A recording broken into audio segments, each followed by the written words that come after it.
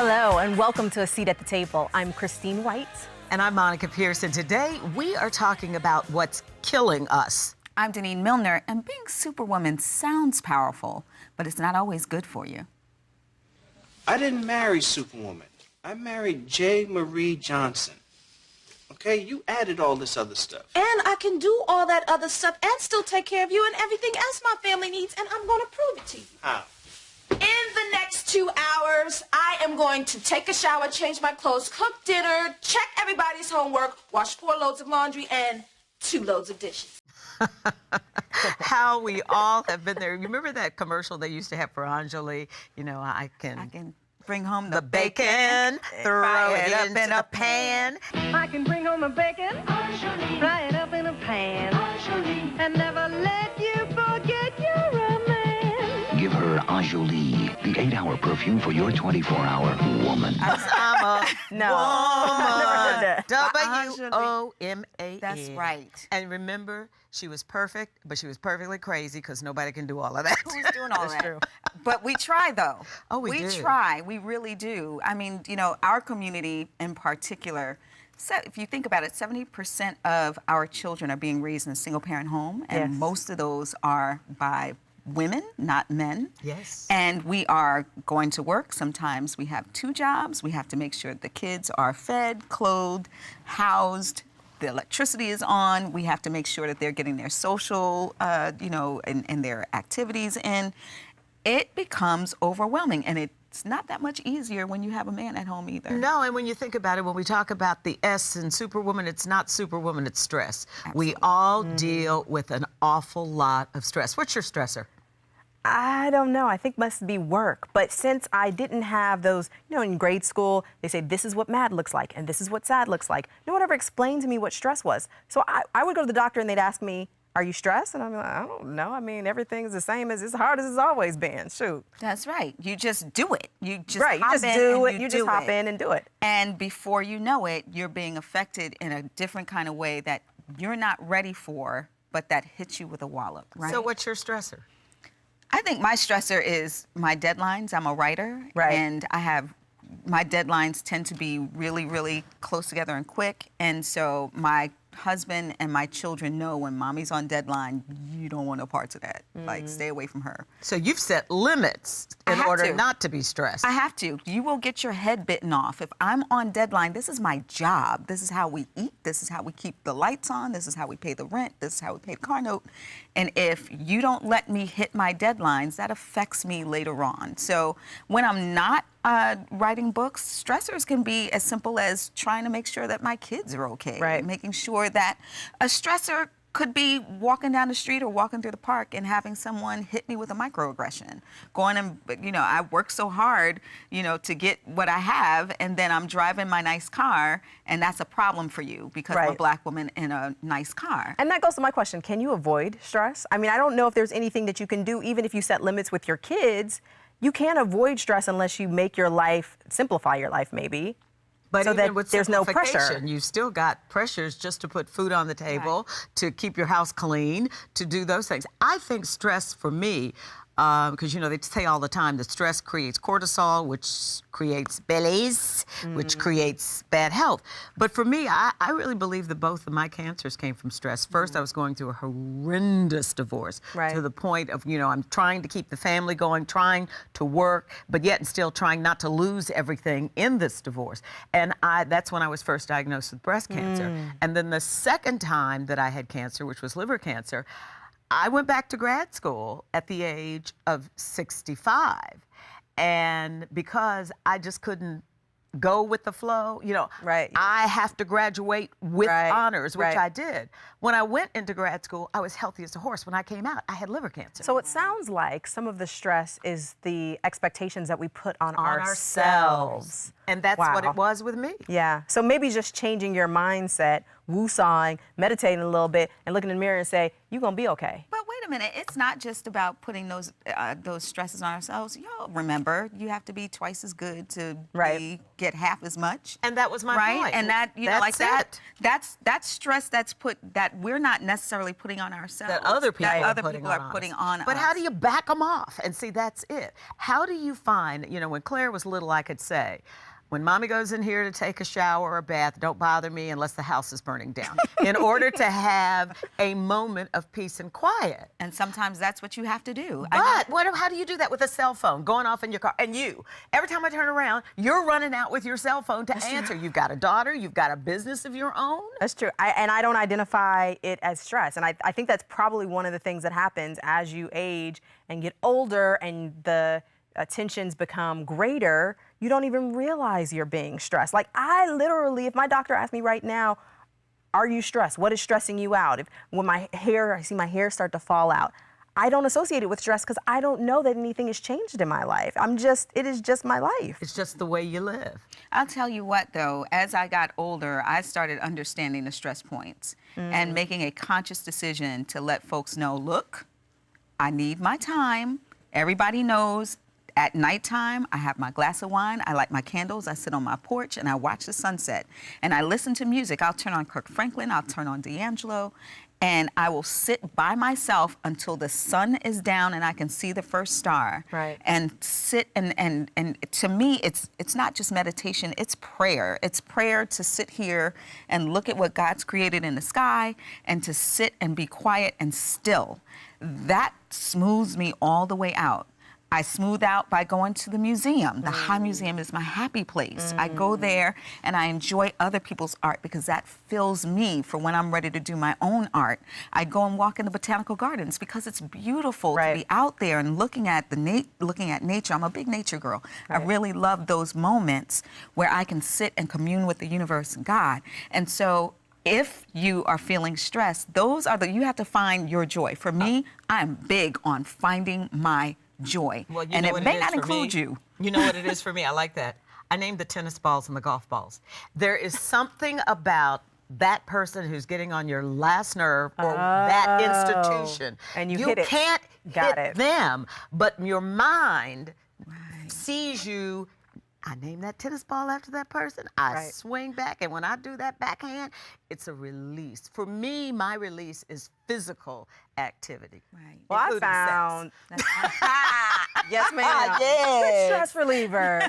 I found that I go from 0 to 100. So I'm either really, really happy or I am on my way to depression. And so you have to be vigilant about managing your mental health to the extent that you can manage it on your own. And you have to know also when you need help and you need to go talk to someone. But like you said, Deneen, you have to take that time the same way that you would be diligent and vigilant about getting your kids to school. You got to be that diligent about taking care of yourself. Absolutely. Like planning your manicure, your massage, Yes, your ma'am. facial, and letting nobody else get involved. Exactly. We've got to take a quick break. When we come back, we'll get to the heart of the matter.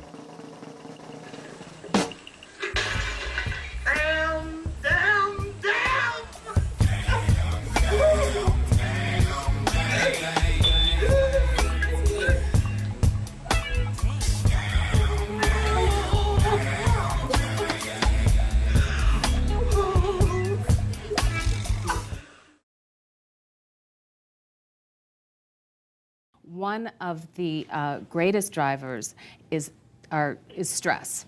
So everybody is stressed, obviously, but African American women have some particular stressors that other people don't necessarily deal with. There was a study, the Black Women's Health Study out of Boston University. It's 59,000 women. And one of the correlations they did in fact find were women who felt that they experienced more racism, had higher levels of obesity. Welcome back to A Seat at the Table. We're now joined by Dr. Elizabeth Ofili, Director and Senior Associate Dean of the Morehouse School of Medicine. Now, Dr. Ofili, please shed some light on the correlation between stress, obesity, and other diseases. Thank you so much for having me here, Monica, and the group. What we've learned over the years is that actually with stress and maladaptation, because, you know, when we talk about stress, stress is actually a normal part of living. But what happens is the response to stress, when there's so much of it and it bombards the system gets overloaded, so we start manifesting it in areas that are very detrimental. Some of it has to do with what happens with the cardiovascular system, so we have more high blood pressure. We also do have more obesity and overweight because those stress hormones will do that in terms of how we metabolize food, what happens to what you normally would eat and be fine, and your metabolism just slows down with stress. And then, interestingly, there's now some relationship with reduced ability to respond to diseases. So your immune system actually begins to slow down and sometimes really shut down. And we're noticing more opportunities with infection, like even the common flu is more when you're under stress, as well as some cancers. So you're seeing more of us meeting Black women suffering from this? Yes, yes. So Dr. Ophelia, tell me, how do you know when you're stressed without having to experience or be diagnosed with a disease? Can't you find out beforehand if you're being stressed? It is actually very interesting. There's some people who are so in touch with themselves. You know, what happens with stress, usually your blood pressure goes up, your heart rate goes up, but you don't feel any of those things. But then you can train yourself to recognize when you're actually breathing faster, because that's also a response to stress, you know, when you're not running or having other physical activity. Right. But a lot of it is, over time, you learn what are some of your triggers. Right. And then it's listening to those triggers and trying to figure out, is this response appropriate? It's actually a trained and learned behavior to respond differently. And I think it's always a struggle. But you know when you're under more stress than usual. You may choose to kind of, you know, shut it down because it's convenient. And that's where we really get in trouble as Black women, because as you know, we're trying to take care of a lot of things. And Right. you know, and My mom used to say, slow down or God will slow you down. that's exactly right. So does it mean if I'm short-tempered or I'm just kind of, leave me alone, that is a source? That And y'all is- know that's a source of That stress. is a source. And it's amazing if you have children or a spouse, they know. You know, when you're not recognizing, is they're going to say, uh-oh. You might want to exit left. Right. So what happens, though, when you take all of those diseases that you mentioned, diabetes, high blood pressure, how does that affect our hearts? Because I know that Black women we are kind of at the top level of those Yeah. who suffer from heart disease. Yes, and again, with data after data, statistic after statistic, if you take people at a certain age, young people, and you follow them over time, what happens with a young Black person versus a non-Black person is very different. And we're learning now that, yes, the stress is the underlying factor, but what leads to that stress is actually how we experience the environment. It's one thing about how people experience you and how you experience people. And it doesn't have to do with anything you do. Yes, there's some behaviors that we pick up as a result of bad responses to stress. For example, smoking, being less active, eating more. Those are all stress responses, but there are also things that we pick up to address some of the things we feel, you know. There's no question that race and racism has a role there. It actually turns out that when you look at people, we call them now the social determinants of health. So in other words, it's not just about your genetics, but it's about what your environment has put in place and how you're reacting to that environment. That has a lot to do with chronic diseases as well. So 1 out of 3 women die from heart disease. Yes. And how do we change that? Because it's us. It's Yeah. Right. mothers, Yeah. you know, Right. sisters. I had a sister-in-law who died very early Right. of heart disease in her 40s. My mom as well died Yeah. very early from Yeah. heart disease. So the biggest part of the prevention is actually recognizing and knowing you are at risk. And most people, even after you have a family history, so like having that family history where someone died at a young age, that's already a risk. But we do other things. We actually can look at the blood vessels and find some reactivity of the blood vessels. That's a little bit of an overreaction is what we call it. but it just does not respond appropriately under stress. That's important. And what are the common things? It is what we hear about. It's avoiding smoking, what happens with our diet. But more now, there's a lot of discussion around being just inactive. Right. Wow. Well, I've heard that one of the key things we have to pay attention to is how to know when you are suffering from a heart attack, that maybe women have Symptoms are different different, symptoms Very. than men. How do you determine that you're at risk or you're in the process of suffering a heart attack so that you can catch it early? The most important thing we tell people, and I say to my patients, is what are your risk factors? So if you're a smoker, or you have diabetes, high blood pressure, overweight, and then you start feeling some funny symptoms, because with women, it's always something funny. Says, you know, I just kind of didn't feel right. My stomach was a little upset, and I was kind of tired. That's always it. I'm tired. Wow. And we say, well, if you're tired and it's more than usual, just think about what else could be going on. Right. What's your blood pressure? If you haven't checked it in a year, that's a problem. Right. Right? And then the other thing we tell women is, if you're feeling not quite the way you normally do, it's okay to talk to your girlfriends, but at some point you need to talk to your doctor. Yes. Because women will talk to everybody else, their Right. mothers, their sisters, their Right. girlfriends, before they would call a physician. Right. And that's what the American Heart Association has found is, if women would only just not be concerned about, oh, I don't want to seem like I'm being a hypochondriac, just go ahead and be a hypochondriac. Yeah. Yeah. 40% of Black women also suffer from high blood pressure. Right. What's that about, and how do you change that? Is that environmental? Is that the way that we're not being active, or the way that we eat? How do we get what? It's a good question. It's actually a combination of all of that. There is a certain genetic predisposition, but the majority of blood pressure is not just about the genes, but clearly we have, if you ask most African Americans, someone in the family has high blood pressure. That's already trending toward that genetics. But importantly, things that happen, all the risk factors we just mentioned, they alter what happens with the blood vessels. So the blood pressure begins to go up, and then the amazing thing, or the unfortunate thing, I should say, not amazing, is most people go through life without ever getting a checkup. And so the blood pressure, you're not going to have any sign of having high blood pressure. So if nobody checked, now the recommendation is anybody over the age of 18, at least get a blood pressure check once a year. Right. Now let's talk about cooking, Yeah. because, you know, all three of us love to eat and love to cook. Love to eat. But we need to change it now. You know, I don't use a lot of salt, but is that one way to decrease? Absolutely. That is such a great point, because if you think about it, we add salt to food to taste, but a lot of what's processed out there has just so much sodium, and it is no longer to taste. And we learn now that people actually, your taste buds respond to whatever you're putting on it. So then if you're reducing salt, you will get used to reduced salt.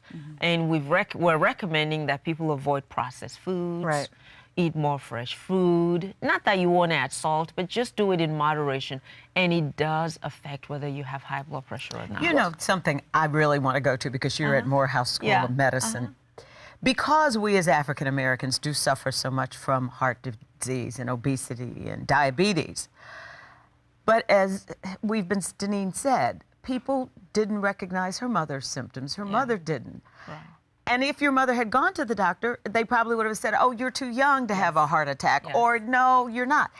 How are we training the next generations of physicians to recognize It's an excellent question. women and our unusual symptoms? Yeah.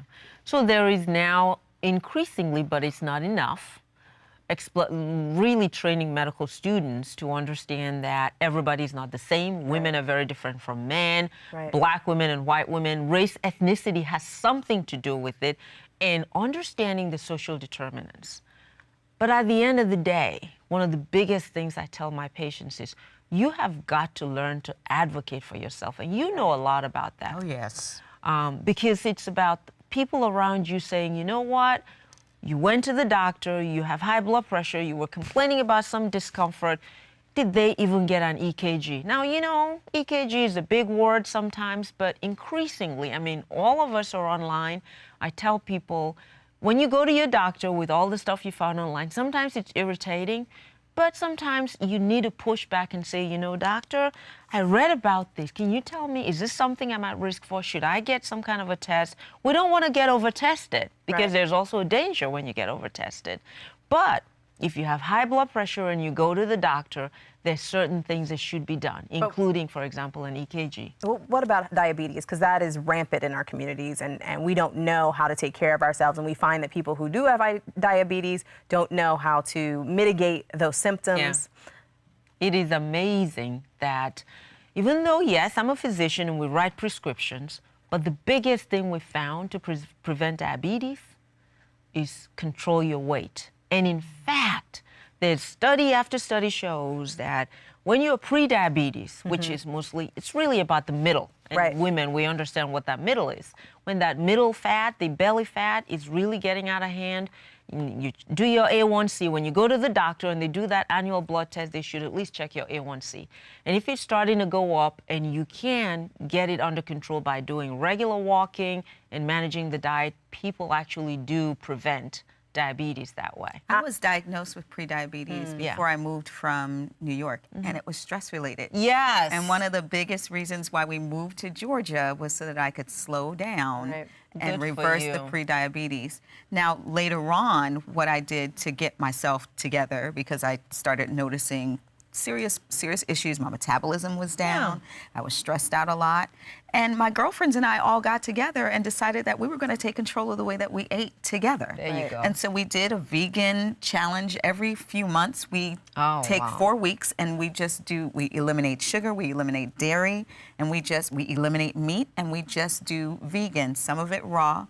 And after that 4 weeks, you would be absolutely amazed how things change. My body changes, my skin is different.